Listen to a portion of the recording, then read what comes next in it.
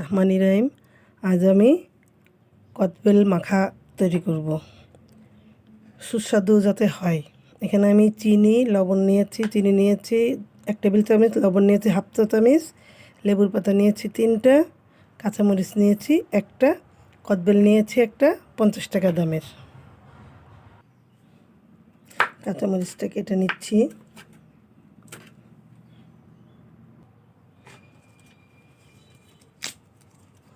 লেবু পাতা ধুয়ে নিয়েছি, ছিঁড়ে নিলাম। কদবেল